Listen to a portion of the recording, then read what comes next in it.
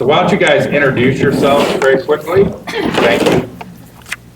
I'm Megan Dashley. You've probably seen me on social media, raising hell, raising hell about what's going on right now.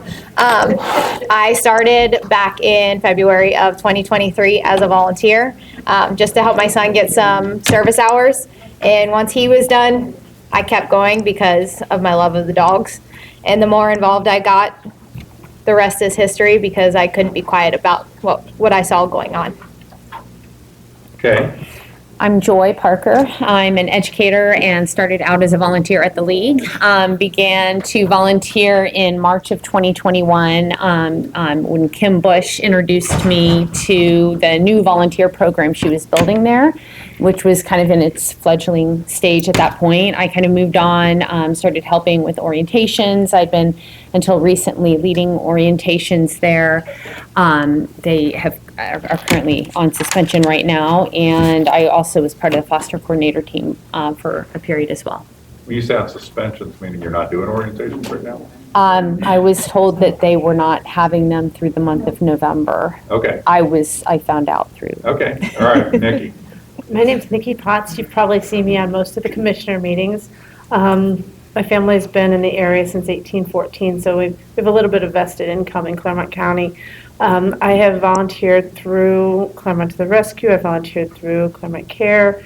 I did in August go through my orientation to volunteer at the Clermont County shelter the way it is now. And on Tuesday, I was banned from helping the shelter any longer.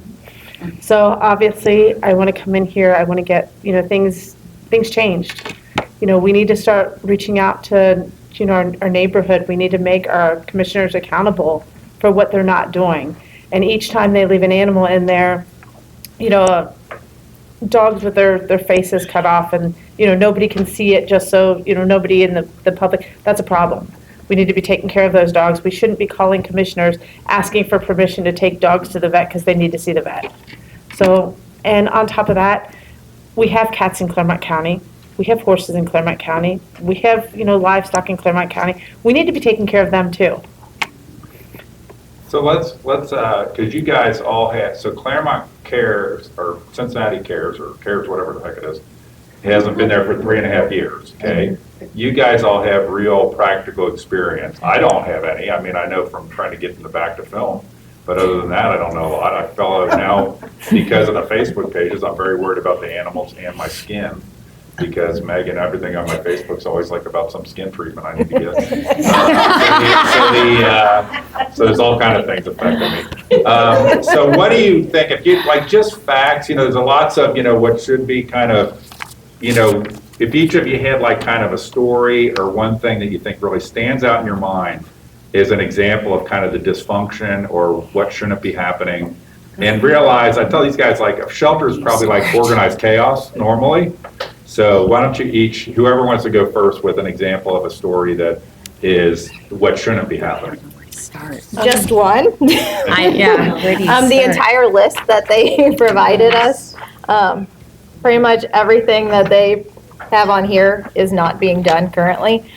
The staffing, the medical, like the leadership, there's like it's a multifaceted problem that we're facing right now at the shelter, and it's trickling down from the top. We don't have the leadership that understands animal welfare to outsource and put the right people in places. So most of the volunteers over the last year, we filled those voids and those gaps, making our own protocols, making our own systems, finding ways that we could use our expertise and what we bring to the table to move dogs faster and move them and keep them out of the shelter. So I learned how to do play groups through a behavioral trainer. Me and Chastity were doing dog testing and making sure that we could provide Tracy with rescue information so that she could move dogs and use her niche to get dogs into rescues in the relationship she built. We had Joy, who was doing the volunteer orientations, because we knew we couldn't do it alone. We had to bring in more people. So there's so many layers where we need staff to be doing this stuff, but we don't have the quality trained staff to do it. So we had no choice but to step in. So we wanted to relinquish that control to them. We wanted to be able to say, you know what, here, you guys need to do it. But if you're not going to put the people there, the dogs suffer. So if we don't know the temperament of the dogs, we can't safely say, oh, they can go into a home with kids. Oh, they can go with another dog. If you don't know how that dog is going to interact with the community, that's a liability. But the commissioners want to continue to say that all the things that we're doing are a liability to them. Everything they are doing is a liability. So it's time for us to be a resource to the community, not a liability. There's, when volunteers come in, there's not really a place to check in. There's no oversight. So if there is a person that is not really approved to be walking a dog, for example, maybe they haven't gone through sufficient training, there's no check-in process. They were looking to me to do that, and I'm a teacher full-time. I'm not there during the week. People asking me whether or not it is okay to do community service hours through the shelter. I'm not trained. I don't know the answer to that, but we're kind of trying to fill those gaps and figure out and answer those questions as best we can. There's been definitely evolving situations of children being involved and what's a safe way to engage kids that are under 18. There's no one instructing us in that. We're just doing the best we can to try to get the right answers. Is there a government employee volunteer coordinator? Nope. No. Okay. Okay. So I can help out with them too. I've never been to a committee. Well, hold on a second. Let's go. Okay. Get your butt up here. All right, Nikki, do you have a story? My example would probably be on Monday. The shelter's closed. We need to have flexibility. If we have somebody who will take a senior pity, which is one of the harder dogs to get out, we need to make it accommodating for them. If you have somebody who's going to drive 30 minutes, if you have somebody who's going to wait 30 minutes for that person to drive 30 minutes so they can, see a dog, we just need to, we throw away something that's going to take a long time to get back. And, this was an individual who contacted, I've had problems with the shelter, I've had problems trying to, and no, give us a second shot. And then as we're waiting to set up everything the way they wanted it for Wednesday, they send the deputy dog wardens out after us. You can't make an environment so toxic and expect the community to come in and say, hey, yeah, we'll help you. Hey, we'll take animals. Hey, it just doesn't work that way. You have to be welcoming. You have to, I shouldn't know that the scale doesn't work, for intakes because the dog warden comes up and uses profanity over it in front with everybody standing there. There were people with kids and the deputy dog warden comes up to talk about how the scale didn't work. And I don't need to tell you the explicits that were in between, the scale didn't work. You just can't have that. You have to have a warm, welcoming environment. You can't walk in there, and I realize the shelter's not always going to smell wonderful. I get that. But you do things to make it better. You don't, each time you walk in, it gets worse and worse and worse. So if I listen to the commissioners, I get this feeling like that they feel like, oh, if we can just hire the people, we got the tickets, we'll hire the people, then everything will be okay. Is it, help me to understand why they can't just hire their way out of this? The Animal Society, as a whole, it starts with veterinarians, vet techs, assistants, shelter, has one of the highest suicide rates. And there's a reason, because it's tough. So if you have an area that you already have a toxic environment, and you already have all these tough choices that you're going to make, you have to take care of mental health. And you can put 100 people in that building, but it's not going to fix it until you fix the problem. Mm-hmm. Plus, it's low pay too, right? Like $12 or $13 an hour. So a lot of people are not interested in doing that type of work for that type of money from what I've seen too. I think what's critical as well is to realize the passion of the volunteers that have come in. When we had at our worst overcrowding before, one of our dedicated volunteers donated a washer and dryer out of her own pocket. And then to find out that we've been sitting on $60,000 for a year and a half. That was donated. Prior to that, when I was helping with laundry, I was duct taping the dryer door closed in order to do a load of dryer laundry. My husband actually asked me to stop bringing laundry home from the shelter because, for obvious reasons. So, to be told that that's still in process is difficult to hear when I see volunteers that have donated their own hard-earned money for a washer and dryer. The passion of that group is unmatched. And to not leverage that, that's a powerful force that could just be absolutely moving mountains for you. Completely asinine. All right, Robin. Who's in charge? Okay, you got the commissioner. That would be the $1 million, Ask the question. $1 million That's the question. question, we can have them write it down separately on pieces of paper and then compare their answers, but who's in charge and what's wrong with that? So in Claremont County, everything goes through the prosecutor's office. So this paperwork has been sitting on Mark TeCalvi's desk, waiting for his signature, waiting for his approval. For how long?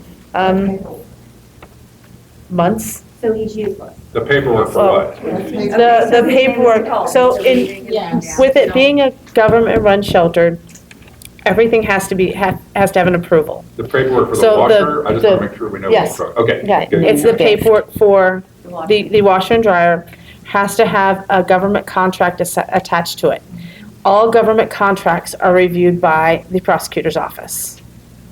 And then are they presented to the commissioners for approval? Yes. Because they have the ultimate approval. Well, ultimately, Mark TeCalvi has the ultimate. He has I think yeah, the thing for yes. purposes here is this is a good example of when you have a government-run shelter, Yeah. the flow then becomes through government. It's kind of like the hiring requirements have to be Right. government, like background. Maybe for a shelter, you don't need the same background test and stuff for hires as you do for a guard at the jail. It's a Yeah, different. but that's still not answering my question, is who's on premises that's in charge? Not to call me, but who's on premises? Angie. So And what's her title? She's a county administrator. And she goes there every day? She's there. not every day. She's not every But day. she has gone on record saying she has No no idea. experience Okay, running. I've seen her on TV. He's been on the job. But yes, she doesn't want to lean in and learn from all of the resources and information we're trying to provide Well, on who gives how. approval to like send the dogs out? She Like, does. She does. And she doesn't do it, she gives it to the commissioners to approve, because I've seen that also. And Mr. Painter says he is not going to approve each and every dog that wants to go Well, out. now theoretically, they don't have to do that, but it's been from sitting in the meetings, it seems like it's this confusing pass the buck fastoosh. Where the most embarrassing part is when you have somebody saying up there like, we have the email. And it's like, was it from me? Is it from me? This is a politician, right? Like, if it wasn't from me, then I don't have any responsibility for it versus, to me, a business person would be, I am responsible for this, but go ahead, I'm sorry. An interesting thing to note is that the rescue piece has been incredibly powerful. Last year, I think in 1 year's time, Tracy was at 160 some dogs went to rescue. It's not an insignificant number. So when we discuss the importance of this, it is absolutely, there were 660 some dogs, I think, that were adopted or went to rescue last year, like in 1 year time. And again, 160 some of those went to rescue. So most of the adoptions in the past year were because of the volunteers vetting the apps. When I started volunteering, at some point, some volunteers realized that there were online applications for adoption that were going unanswered. At some point, when the volunteers jumped in, there was over 200, I think, 200 online apps that were just sitting In oblivion somewhere. that no one who was working, and that was actually when we were higher staffed than what we are currently. We had 2 to 3 times the staff at that time. If you look at this, by the way, that one of those sheets back there was a Rick Barron thing, and it has the staffing levels on there. That's another thing, the staffing is lower at all, it seems like it's lower at all levels. Okay. Other questions? I'm gonna make a comment. Okay? Okay, so when you put that up there about, voting or whatever. Yeah. A lot of people put in there that they would vote for Painter and Bachelor again. 5, They're in only 5. charge of this. So everyone rethink that before you vote.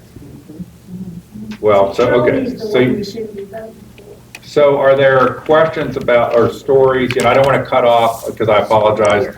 Frankly, the reality is my wife's out of town. You saw that my mom didn't make sure everybody got handouts. And it's really not my fault. I mean, none of it's my fault. The voting thing was messed up. It's not my fault. If I got so much stress in my life, the people. But there's probably I hear all the stories and stuff like this of the shelter and in the back. Why do you think that I can't believe that every week now for a month, I ask, can I film in the back, and they act like idiots up there. What's going on in the back? What's going on in the back that's so scared, they're so scared of somebody walking in there and filming? I noticed a shift. Especially after everyone comes through and clean. Obviously, if you come in right off the bat in the morning before they've had a chance to clean, it's a scene. But, for example, there was, especially when we were overcrowded, not this past winter, the winter before, when we had all the crates, it was worse. There were up to 22 dogs in pop-up crates at one point. And some of the medical issues that were coming up, there was some photography, I think, that was publicized at some point. I mean, Karen's nose, things like that were happening, and it didn't look good. And I think at that point, they were starting to say, we don't want you taking pictures, we don't want you publicized. There was a lot of pushback, and I'm noticing the same tone of pushback now that the meetings have been well attended for a number of weeks. There wasn't anything to be heard. I mean, Kim Bush tried many, many times to go to meetings, emails, phone calls, and that was even before Megan, was able to kind of leverage her social media presence. And I've seen a reaction now that there is this public engagement in the meetings and all of that. So I think regardless of the outcome of the election, that's really critical, that constant engagement and that pressure, I think, is maybe at least getting attention. What do you guys think is so even if they do an RFP, that's going to take a certain amount of time, even if they were sincere and they were acting. If you could wave the magic wand, what would be the 2 to 3 things that you think need to happen ASAP to triage the current situation? Staff definitely has been a big issue. We don't just need warm bodies, we need actual individuals who are qualified and Leveraging the volunteer trained. program. They need training. They need to be equipped to handle what they're going to handle, and we lack any kind of training whatsoever. I personally, this is just my opinion, our volunteers were more well-trained than the current staff combined. So would you go, let's pretend it's a basketball team or something. We need to go get some players that already know what they're doing, because, would you just go try to find a shelter director that really knew their stuff and steal them from some other place, pay them whatever they need to? How would you go about that in a quick time period? Yeah. I would clean house. Okay. I would start from And go scratch. pay what you need to pay. I get would pay people what in I that need know to what they're pay doing. to get good people in there to create a solid foundation, and then you can train new people as you're coming up, because we need gutted. Why would, I don't know, Angie Lipson? Can I add something? Yeah. The Cincinnati Animal Care Team has Hey, extended. Robin? The Cincinnati Animal Care Team has extended an offer to Claremont County through Angie Livesey, I believe, to say that we will come in and train the team. Oh, really? So if that didn't come up on the camera, Carolyn just said that they made an offer from CARES to come in and help train the team. So that would be, I think, turn to other operators that can you come in and help? Yeah, Because, I personally sent an email offering 3 times. I've not gotten a response. okay, We need to have a medical team at the And I actually facility. offered Amanda's help too. okay, a medical team at the facility That's is important. another one. Medical and shelter operations. Okay, so probably the most obvious thing would be, and I don't speak for Carolyn or her team, or, really, I know them that well, but I don't think that they have any reason. If I were them, I would be like, the odds that I would want to help David Payne and the team would be low.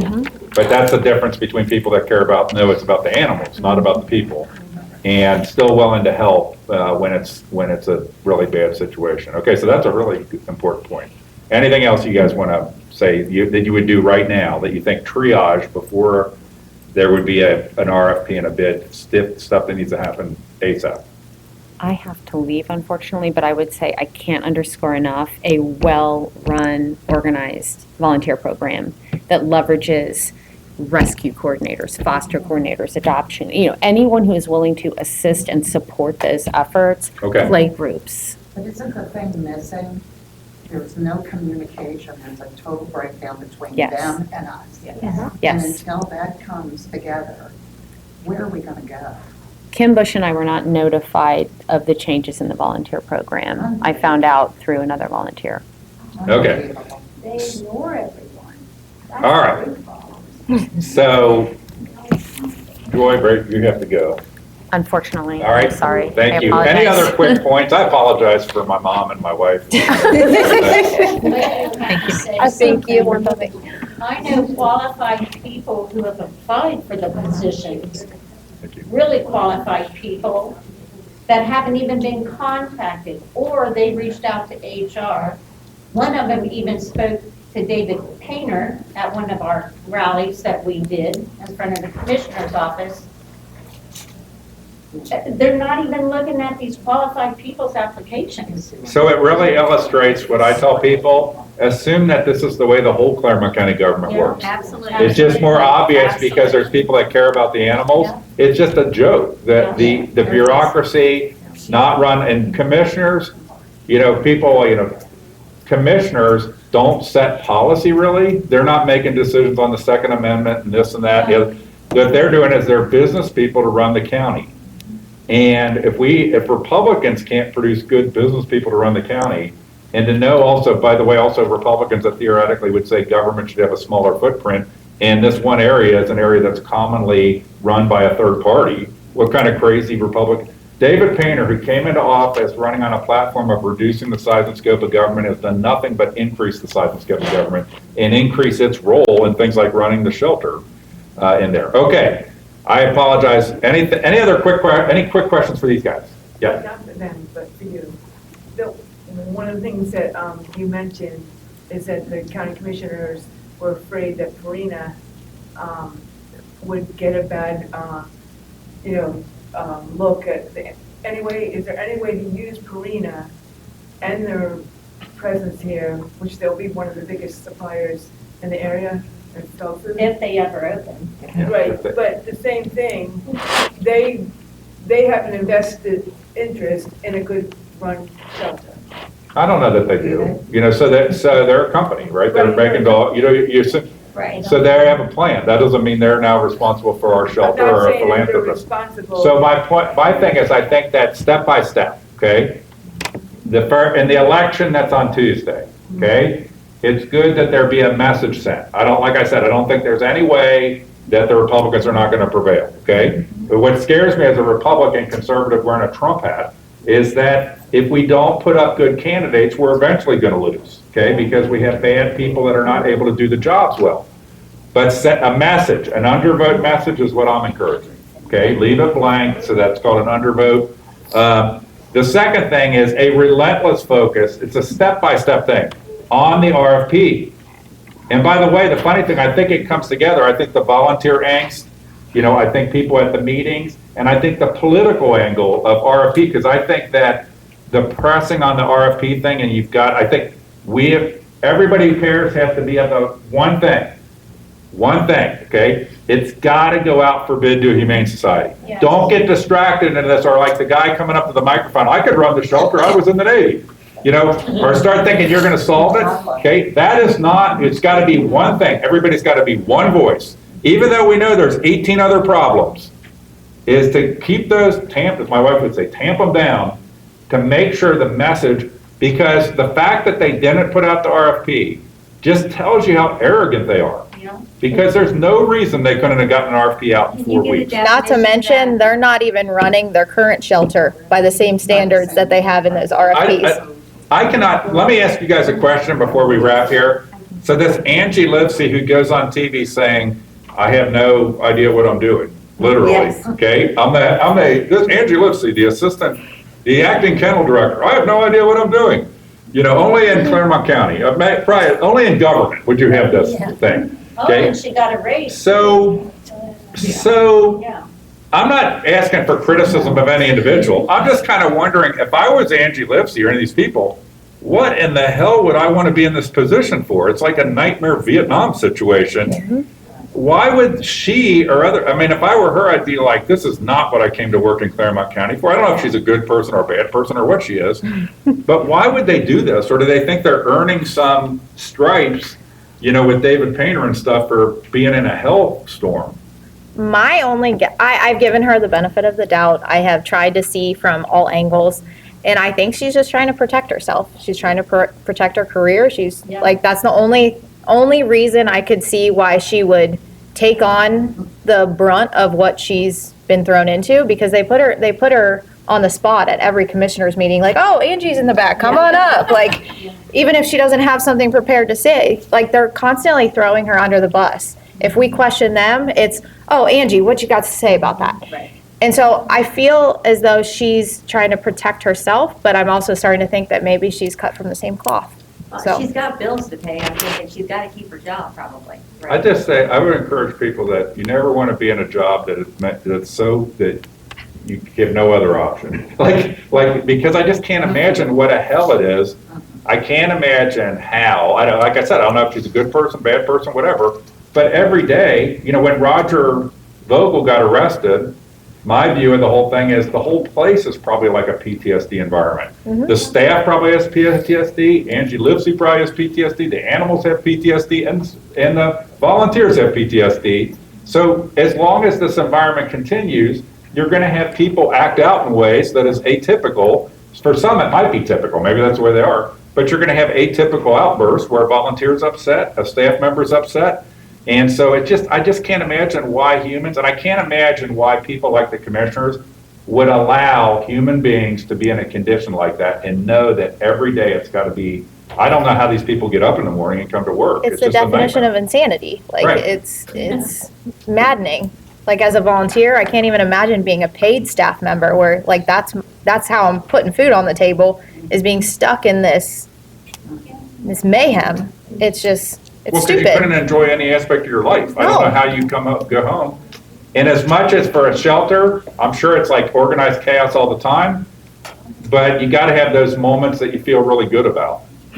And if every day you don't have the moments that you feel, any of the moments you feel good about, or the volunteers feel like they're not appreciated, I can't imagine how the government would not. That would be, wouldn't you think that would be David Painter's priority number one? Is that the volunteers, because we need them so bad, that they feel appreciated. If I was David Painter, I'd be having volunteer pizza day every week, you know, to thank the volunteers for covering our asses during this. All right.